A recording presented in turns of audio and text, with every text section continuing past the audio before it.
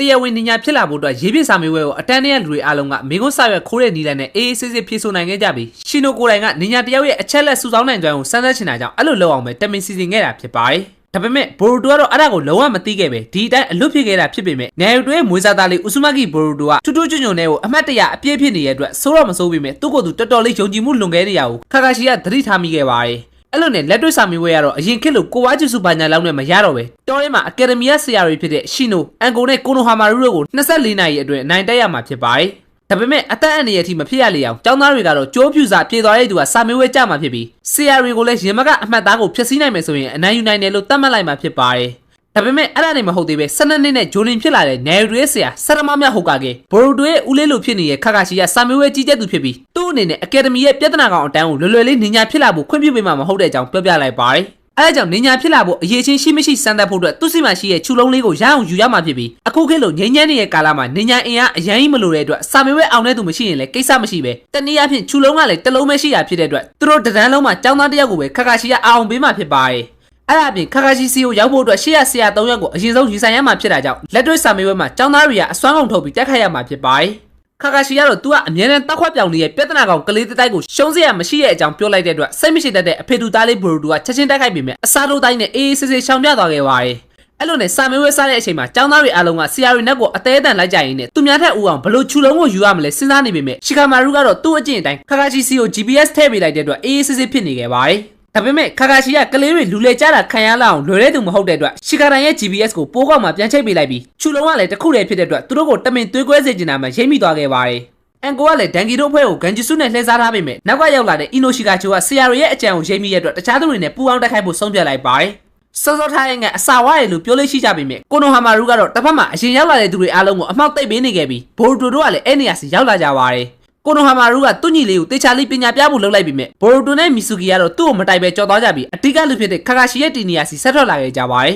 ။ဆာရတာနဲ့ဆူမီရီကတော့သူတို့ပါလိုက်သွားရင်ကိုနိုဟာမာရူကအလုပ်ပေးမှမဟုတ်ဘူးဆိုတာကိုသိရတဲ့အတွက်သူတို့ဆရာကိုပဲတိုက်ခိုက်ဖို့နေခဲ့လိုက်ကြပြီးဘိုရိုတိုတို့ရှေ့ကိုလည်းရှီနိုဆန်ဆဲရရောက်လာတဲ့အတွက်မီဆူကီကတော့စကားတွေအများကြီးပြောမနေပဲသူအချိန်ဆွဲပေးထားမှဖြစ်လို့စက်တမမြောက်စီတွားနှင်းလိုက်ဖို့ပြောပါတယ်ဘိုရိုတိုကခါခါရှိကိုတော်ဝရဲ့အမြင့်ဆုံးနေရာကနေရှာဖို့ကြိုးစားပေမဲ့တချင်ကဥချီယာခါခါရှိဖြစ်ခဲ့တဲ့လူကသူ့ထက်မြင့်တဲ့နေရာမှာရှိနေပြီးချက်ချင်းတိုက်ခိုက်ခံရပါတယ်ဘိုရိုတိုကလည်းကိုဝါနဲ့အာယုံစားပြီးခြုလုံးကိုယူဖို့ကြိုးစားပေမဲ့ထင်တယ်လို့လွယ်မနေပဲအတိတ်ကအတော်ဆုံးအံမှုနဲ့လက်ရှိခေတ်ရဲ့အဆင့်တစ်ကြောင်းသားဘိုရိုတိုတို့ကထိတ်တိုက်ရင်ဆိုင်ကြရတော့မှာဖြစ်ပါတယ်နိုင်ငံရွေးလို့ရတဲ့ VPN လေးခန်းကြည့်ပေးခြင်းဖြင့်ကျွန်တော်ဝင်ငွေရအောင်ကူညီပေးနိုင်တာမို့လို့တစ်ဖက်တစ်လမ်းကနေ VPN အသုံးပြုုံနဲ့ဗီဒီယိုလေးတွေကိုစပို့ပေးဖို့တောင်းဆိုခြင်းပါတယ်။တစ်ဖက်မှာလည်းအန်ကိုကအီနိုရှီကာချိုရဲ့တိုက်ကွက်တွေကိုအေးအေးဆေးဆေးခုခံပြနေရကြောင်းတချင်ကအိုရိုချီမာရူရဲ့တပည့်အန်ကိုဆိုတဲ့ဂျိုနေကအချိုတွေပဲထိုင်စားနေရဲ့အန်တီကြီးမဟုတ်ဘူးဆိုတာသဘောပေါက်သွားကြပါတယ်။သူတို့3ယောက်ထဲနဲ့ဆိုရင်တော့ဘလုံးမအနိုင်မယူနိုင်ပေမဲ့သူဂန်ဂျူစုတုံးခဲ့တဲ့ဒန်ဂီတို့တွေကအင်အားလာပေါင်းခဲ့ကြပြီးမီဆူကီကလည်းပုံမှန်ဆိုရင်ဒီလိုစာမေးပွဲကိုဂယုမဆိုင်ပေမဲ့ဘိုရိုတိုနဲ့အတူတူရှီနိုဘီဖြစ်လာခြင်းတဲ့အတွက်ရှီနိုဆန်ဆဲကိုအစွမ်းကုန်ထုတ်ပြီးတိုက်ခိုက်တော့မှာဖြစ်ပါတယ်။အဲ့ဒါကြောင့်ရှီနိုလည်းနည်းနည်းလောက်စိတ်ပါလက်ပါတိုက်ခိုက်ပြီးဖို့တွေးလိုက်ပြီးကိုနိုဟာမာရူကလည်းရှရင်ငန်းနဲ့တေးသေးလေးဖြစ်နေတဲ့နူရဲတို့ကအာယုံနောက်နေရကြောင်းညင်ညင်တတလေးကစားပေးဖို့ဆုံးဖြတ်လိုက်ပါတယ်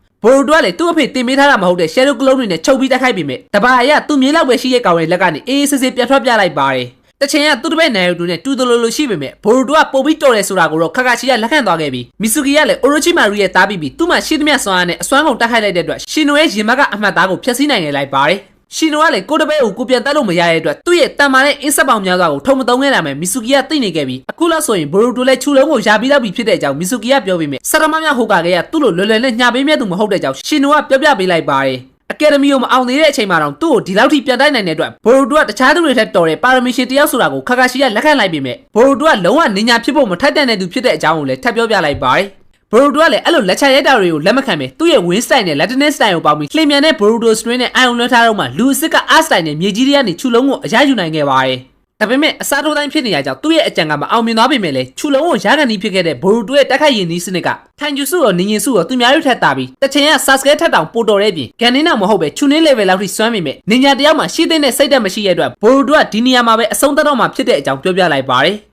ယ်ဒီလိုအခြေအနေကနေလွတ်အောင်လုပ်ဖို့ဆိုရင်တော့ကိုယ့်လက်ကိုပြန်ချိုးမှရမှာဖြစ်ပေမဲ့နင်ညာစိတ်သက်ဆိုတာရှီနိုဘီတယောက်ဖြစ်လာခြင်းနဲ့အကြောင်းပြချက်ဖြစ်ပြီးမိဘကြောင့်ပတ်စံကြောင့်နာမည်ကြီးခြင်းတာကြောင့်ဘာကြောင့်ပဲဖြစ်ဖြစ်ကိစ္စမရှိပဲဘိုရိုတိုလိုရီမန်းချက်ရေးရမရှိတဲ့သူမျိုးကတော့လက်ကိုချိုးမဲ့ဆုံးဖြတ်ချက်ကိုချနိုင်မှာမဟုတ်တဲ့ကြောင့်ခါခါရှိကသိနေပြီးသားဖြစ်ပါတယ်အားလုံးနဲ့အတူနင်ညာဖြစ်လာပြီးမှဖြစ်ချင်တာကိုဆက်စင်းစားမယ်ဆိုရင်အခုရောဘယ်လိုဆုံးဖြတ်မယ်ဆိုတာကိုသူသိကျင်တဲ့အကြောင်းနဲ့ဖြစ်ချင်စိတ်နဲ့အရေးချင်းရှိရဆိုရင်တော့ရီမန်းချက်တိတိကျကျမရှိရတဲ့သူကလွယ်လွယ်နဲ့ကြာရှုံးနိုင်တဲ့အကြောင်းခါခါရှိကတင်ပေးလိုက်ပါတယ် ဘိုရူတိုကတော့သူ့အကြောင်းကိုခါခါရှိတိကျနားမလဲပါဘူးလို့ပြောပေမဲ့စုကေရဆိုတဲ့သတင်းနောက်ကလည်းသူပဲဖြစ်တဲ့အကြောင်းခါခါရှိရပြပေးလိုက်ပြီးဒီနေ့ကျောင်းသားတွေမှာအနေငယ်လောက်ကြီးမှန်းချက်ရှိတဲ့သူတွေပါဝင်ပေမဲ့အားလုံးကနေညာဆိုတဲ့အရာကိုပေါ့ပေါ့တန်တန်တွေးနေကြပြီးအဲ့ဒါကလည်းဘိုရူတိုရဲ့လွှမ်းမိုးမှုကြောင့်ပဲဖြစ်တဲ့အတွက်ဒီနေ့ကျောင်းသားတွေကဘိုရူတိုကြောင့်ပဲစိုးသွမ်းနေရလို့မခံချင်အောင်စွပေးလိုက်ပါတယ်အဲ့လိုဗယံပဒအဖွဲ့ကတကယ်တိုက်ပွဲထဲမှာဆိုရင်အကုန်လုံးအသက်ခံရမှာသိကြရဲ့အတွက်နေညာဖြစ်လာခြင်းနဲ့အကြောင်းရင်းကိုဆက်ရှာဖို့လက်ကိုအကျိုးခံမလားဒီနေရာမှာလက်လျှော့လိုက်ပြီးနေညာမလုပ်တော့ပဲတခြားလမ်းကိုရွေးမလားဆိုတာခါခါရှိရဖျဲချောင်းရင်းနဲ့ဆုံးဖြတ်ခိုင်းလိုက်ပါတယ်ဒါပေမဲ့အဲ့အချိန်ဘယ်ဘက်ကနေခုနိုင်တစ်ချောင်းနဲ့ညာဘက်ကနေမီဆူကီယာပါဝင်လာတဲ့အတွက်ဘိုရူတိုကိုချုပ်ထားတဲ့လက်ကိုလှုပ်ပြီးကာဝယ်လိုက်ရင်းနဲ့တက်ခိုက်လိုက်တဲ့အချိန်မှာအီဝါဘေကဘိုရူတိုကိုမြေရောက်ကနေကဲထုတ်သွားခဲ့ပါတယ်ညဘက်ရောက်တဲ့အချိန်မှာတော့ကြံနေတဲ့ဒဏ်ရာရသူတွေကိုဝါဆာဘီကကုသပေးနေပြီမဲ့ဘိုရူတိုကသူတို့အားလုံးကိုတောင်းပန်လိုက်ပြီးခါခါရှိပြောခဲ့တဲ့သူ့ကြောင့်တခြားသူတွေပါစိုးနေရဆိုတဲ့စကားကိုပြန်ပြောပြလိုက်ပါတယ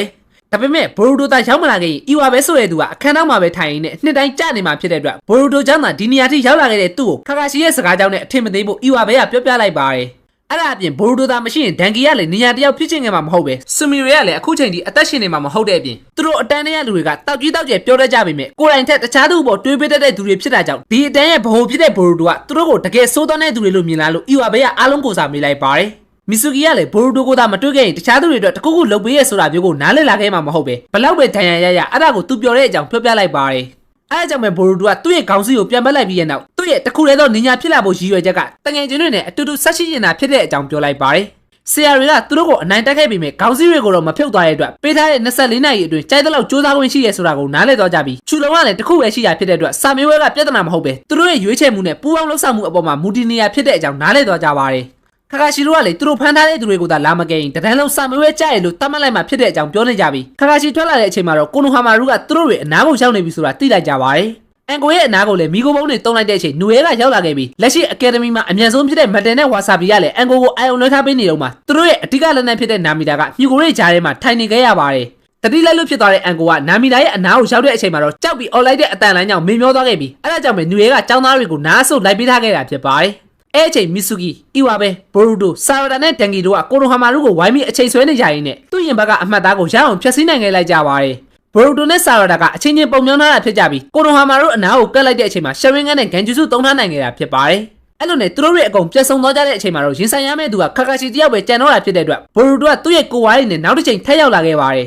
ဘိုရူတိုရဲ့ကိုဝါးထုတ်နိုင်စွာအများဆုံး၄ယောက်ထိပဲဆိုတာခါခါချီကသိထားပြီးမြဲနောက်ထပ်ရှယ်လိုကလုံးတွေအများကြီးကထွက်ပေါ်လာတဲ့အချိန်မှာရုတ်တရက်ကြောင်သွားခဲ့ပြီးအဲ့ဒါတွေကကြောင်သားတွေပုံပြောင်းထားရမှသိသွားတဲ့အခါမှာတော့ခါခါချီကတယောက်ချင်းစီတိုင်ကိုမှောက်သွားအောင်သိပ်ပေးလိုက်ပါတယ်အားလုံးစုပြီးလာတိုက်တာကမှန်ပြီမြဲတယောက်နဲ့တယောက်ဘလုံးမအချိတ်ဆက်မမီသေးတဲ့အတွက်အဲ့လောက်နဲ့တော့နိုင်မှာမဟုတ်ပဲရှင်နိုဗီတယောက်ကိုအထင်မသေးဖို့ခါခါချီကသတိပေးလိုက်ပါတယ်ဒါပေမဲ့ဘိုရူတိုကသူတို့ကိုလည်းအထင်မသေးဖို့ပြောလိုက်ပြီးအနာကတ်သွားတဲ့အချိန်မှာတော့ကျောင်းသားတွေအားလုံးကစီးလင်းကျူစုနဲ့ခါခါချီကိုချုပ်ပေးထားလိုက်ကြပါတယ်အဲ့ဒါကြောင့်သူ့ကိုဝိုင်းတိုက်ရင်းနဲ့ဒီနေရာကိုရအောင်တမင်များခေါ်ခဲ့တာမှနားလဲသွားခဲ့ပြီးချူလုံးကိုရသွားတော့မယ့်အချိန်မှာတော့လူပြိုကြီးကကလေးတွေကိုမညာမတာပါပဲလက်တင်းနဲ့တုံပြီးတက်ခိုက်လိုက်ပါတယ်ဒါပေမဲ့ကျောင်းသားတွေကလည်းလဲကျသွားတဲ့နေရာမှာပဲကျူစုကိုထိန်းထားကြတော့ဖြစ်ပြီးလူတိုင်းကအိမ်မက်နဲ့ရီမန်းချက်ကိုစီရှိနေကြရကြောင်းခါခါချီကိုအနိုင်ယူပြီးချူလုံးကိုရတော့မယ့်အချိန်မှာအချိန်ပြည့်သွားတဲ့အချိန်ချူလုံးကိုမယူနိုင်ခဲ့ပေမဲ့ကန်နင်းစာမေးပွဲကြီးပြီးဆုံးသွားတဲ့အချိန်မှာတော့အားလုံးအောင်မြင်တဲ့အကြောင်းခါခါချီကကြေညာလိုက်ပါတယ်ကျောင်းသားတွေသူ့စီကနေချူလုံးကိုရအောင်ယူနိုင်မှုကဘလို့မှမဖြစ်နိုင်တဲ့အရာဖြစ်ပြီးနေညာလောကမှာစီကံဥပဒေကိုမလိုက်နိုင်တဲ့သူတွေကလူပြင်းလူညံ့နေဖြစ်ပေမဲ့ကိုယ့်ရဲ့တငယ်ချင်းတွေကိုတန်ဖိုးမထားတတ်တဲ့သူကအဲ့ထက်ပိုဆိုးတဲ့သူဖြစ်တဲ့အကြောင်းတယောက်တော်သူရဲ့စကားကိုပြန်ပြောပြလိုက်ပါတယ်အဲ့လိုနဲ့ရှင်နိုရဲ့ပြဿနာကောင်အတန်းကအကယ်ဒမီကျောင်းသားတွေအားလုံးဂန်နင်းအဆင့်ကိုတိုးမြင့်ပေးတဲ့စာမေးပွဲကိုအောင်မြင်သွားကြပြီးသူတို့ကိုအစတွေကပေးထားတဲ့စူးစမ်းတွေကလည်းတကယ်တော့နေညာကောင်းစီတွေဖြစ်နေခဲ့ပါတယ်အကုန်လုံးပျော်နေကြတဲ့အချိန်မှာအီရူကာကတော့သူ့ကျောင်းသားတွေကိုမညာမတာဆက်ဆံခဲ့တဲ့အတွက်ဟိုကာကဲဟောင်းနဲ့ဂယူးမဆိုင်ပဲနနာလေးကောပေးလိုက်ပြီးအားလုံးရဲ့ခေါင်းကြီးဥဆုမကီဘိုရူတိုကလည်းသူ့ရဲ့ပထမဆုံးနေညာကောင်းစီကိုဂုံကျူစွာဝတ်ဆင်လိုက်ပါတယ်ဒါကတော့ဘိုရူတိုအပိုင်းဆက်လေးဖြစ်ပြီးအပိုင်းဆက်5ကိုနောက်နေ့မှတင်ပေးတော့မှာမို့လို့ like share comment နဲ့ YouTube မှာလည်း subscribe လေးလုပ်ပြီးအားပေးခဲ့ကြဖို့တောင်းဆိုချင်ပါတယ် brother က Facebook ကပဲဖြစ်ဖြစ် YouTube ကပဲဖြစ်ဖြစ်ဒီဗီဒီယိုကြည့်နေရဆိုရင်ကျွန်တော်အတွက်အနည်းဆုံးတော့ like တစ်ချက်နဲ့ comment တစ်ခုခုအဆင်ပြေရလေးမှန်းငယ်ပေးဖို့တောင်းဆိုချင်ပါတယ်သဘောကျရင်တော့ share လေးနဲ့ပါကူညီသွားလို့ရပါတယ်